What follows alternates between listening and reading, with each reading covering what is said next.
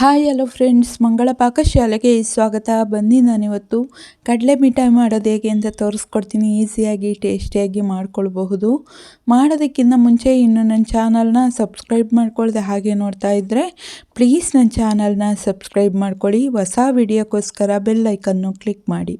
ಬನ್ನಿ ಮಾಡೋದು ಹೇಗೆ ಅಂತ ನೋಡೋಣ. ಮೊದಲನೇದಾಗಿ ನಾನಿಲ್ಲಿ ಒಂದು ಬಾಣಲಿನ ತಗೊಂಡಿದ್ದೀನಿ. ಅದಕ್ಕೆ ಒಂದು ಬಟ್ಲಿನಷ್ಟು ಕಡಲೆ ಬೀಜನ ಸೇರಿಸ್ಕೊಳ್ತಾ ಇದ್ದೀನಿ. ಸೇರಿಸ್ಕೊಂಡು ಚೆನ್ನಾಗಿ ಹುರ್ಕೊಳ್ಳೋಣ. ಒಂದು ಸ್ವಲ್ಪ ಕಲರು ಚೇಂಜ್ ಆಗಬೇಕು, ಅಲ್ಲಿವರೆಗೂ ಹುರ್ಕೊಳ್ಬೇಕಾಗುತ್ತೆ.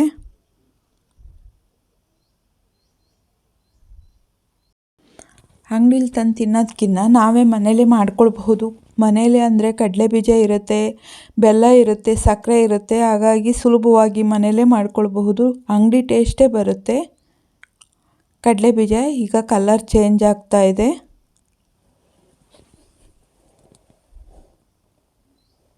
ಈಗ ಹುರಿದು ರೆಡಿಯಾಗಿದೆ ಕಡಲೆ ಬೀಜ.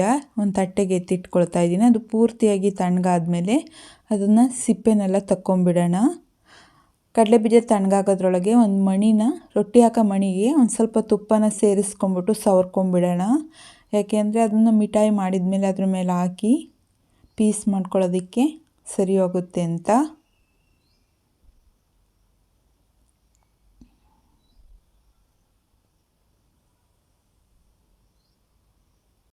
ತುಪ್ಪನ ಸವರಿದ ಮೇಲೆ ನಾವು ಕಡಲೆ ಬೀಜನ ಸಿಪ್ಪೆ ತಕ್ಕೊಳ್ಳೋಣ. ಈ ರೀತಿ ಒಂದು ಕಲ್ಲನ್ನ ತಗೊಂಡು ಈ ರೀತಿ ಉಜ್ಕೊಳ್ತಾ ಇದ್ದೀನಿ. ಈಸಿಯಾಗಿ ಸಿಪ್ಪೆ ತಕ್ಕೊಳ್ಬೋದು. ಇಲ್ಲ ತೆಂಗಿನಕಾಯಿ ಇದ್ರೆ ತೆಂಗಿನಕಾಯಿ ಬೇಕಾದರೂ ಈ ರೀತಿ ಮಾಡ್ಕೊಳ್ಬಹುದು. ಈಸಿಯಾಗಿ ಸಿಪ್ಪೆನ ಬಿಡುತ್ತೆ.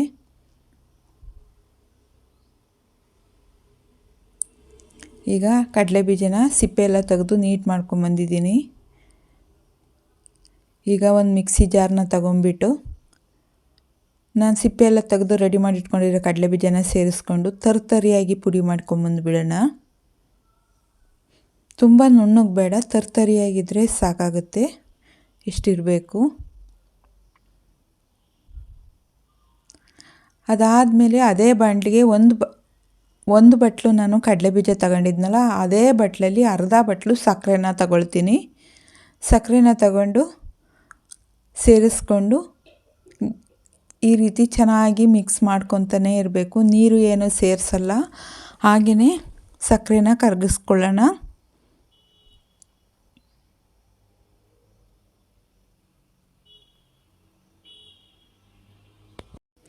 ಈ ರೀತಿ ಮಿಕ್ಸ್ ಮಾಡ್ತಾನೆ ಇರಬೇಕು. ಸಕ್ಕರೆ ಪೂರ್ತಿಯಾಗಿ ಕರಗಬೇಕು, ಅಲ್ಲಿವರೆಗೂ ಚೆನ್ನಾಗಿ ಮಿಕ್ಸ್ ಮಾಡ್ಕೊಳ್ತಾನೆ ಇರೋಣ. ನೀವು ಸಕ್ಕರೆ ಬೇಡ ಅಂದರೆ ಬೆಲ್ಲದ ಬೇಕಾದ್ರೂ ಮಾಡ್ಕೊಳ್ಬಹುದು.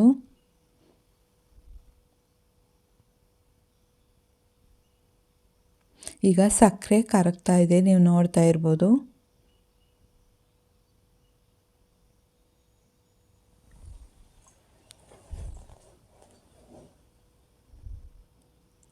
ಪೂರ್ತಿಯಾಗಿ ಕರಗಿ ರೆಡಿಯಾಗೋವರೆಗೂ ಮಿಕ್ಸ್ ಮಾಡ್ತಾನೆ ಇರಬೇಕು.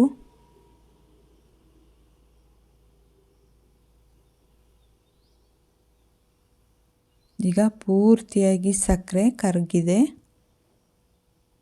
ನೋಡ್ತಾ ಇರ್ಬೋದು ನೀವು. ಈಗ ನಾನು ಪುಡಿ ಮಾಡಿ ಇಟ್ಕೊಂಡಿರೋ ಕಡಲೆ ಬೀಜದ ಪುಡಿನ ಅದಕ್ಕೆ ಸೇರಿಸ್ಕೊಂಡು ಚೆನ್ನಾಗಿ ಮಿಕ್ಸ್ ಮಾಡ್ಕೊಳ್ಳೋಣ.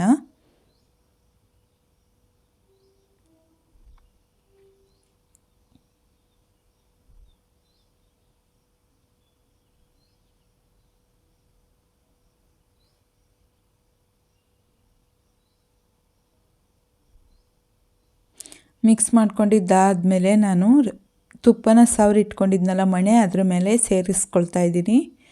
ಸೇರಿಸ್ಕೊಂಡು ಎಲ್ಲ ಸಮ ಮಾಡ್ಕೊಂಬಿಡೋಣ.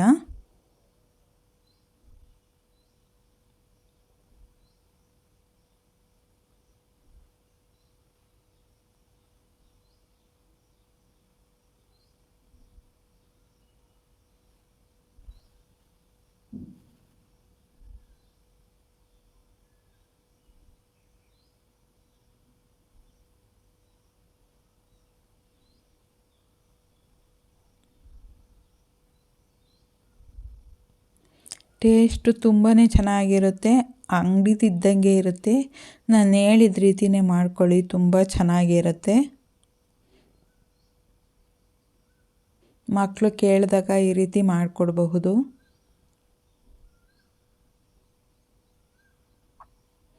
ಸಮ ಮಾಡ್ಕೊಂಡಿದ್ದಾದಮೇಲೆ ಇನ್ನೂ ಸುಡ್ತಾ ಇದೆ. ನಾವು ಪೀಸ್ನ ಕುಯ್ಕೊಳ್ಬೇಕಾಗುತ್ತೆ, ಎಷ್ಟೆಷ್ಟಕ್ಕೆ ಬೇಕು ಅಷ್ಟೆಷ್ಟಕ್ಕೆ.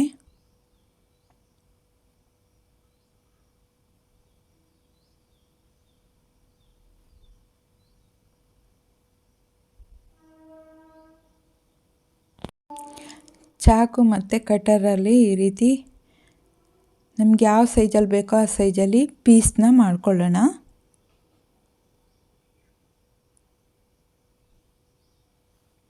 ಇದು ತಣ್ಣಗಾದಮೇಲೆ ಒಂದು ಸ್ವಲ್ಪ ಹೊತ್ತಾದಮೇಲೆ ಈ ರೀತಿ ಬಿಡಿಸ್ಕೊಳ್ಬೇಕಾಗುತ್ತೆ. ಇನ್ನೂ ಒಂದು ಸ್ವಲ್ಪ ಸುಡ್ತಾನೇ ಇದೆ. ಪೂರ್ತಿಯಾಗಿ ತಣ್ಣಗಾದ್ಮೇಲೆ ನೀಟಾಗಿ ಪೀಸ್ಗಳು ಬರುತ್ತೆ.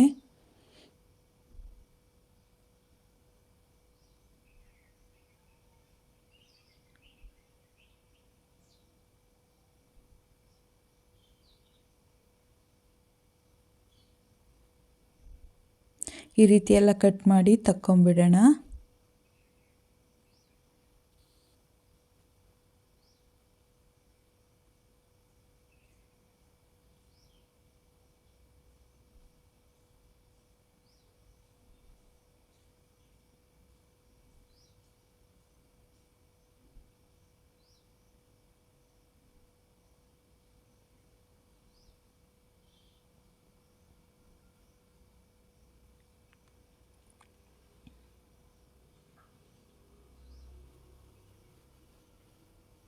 ಈಗ ಸ್ವಲ್ಪ ತಣ್ಣಗಾಗಿದೆ ನೋಡಿ, ಪೀಸ್ ಕಟ್ ಮಾಡ್ದಂಗೆ ಬರ್ತಾ ಇದೆ.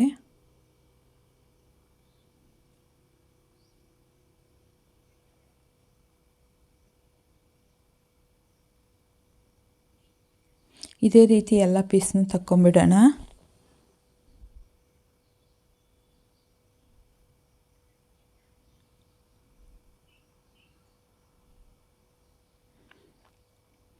ನೋಡಿದ್ರಲ್ಲ ಫ್ರೆಂಡ್ಸ್, ಮನೇಲೇ ಕಡಲೆ ಮಿಠಾಯಿನ ಎಷ್ಟು ಈಸಿಯಾಗಿ ಮಾಡ್ಕೊಳ್ಬಹುದು ಅಂತ.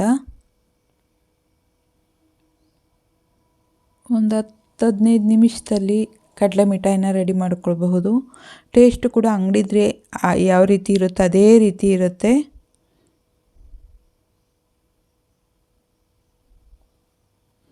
ನಾನೊಂದು ಬಟ್ಲು ಕಡಲೆ ಬೀಜದಲ್ಲಿ ಇಷ್ಟೊಂದು ಕಡಲೆ ಮಿಠಾಯಿನ ಮಾಡ್ಕೊಂಡಿದ್ದೀನಿ.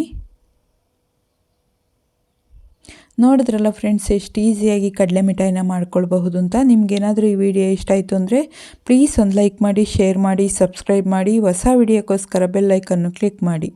ಯಾರ್ಯಾರು ವಿಡಿಯೋ ನೋಡಿದ್ದೀರೋ ಅವ್ರಿಗೆಲ್ಲ ಧನ್ಯವಾದಗಳು.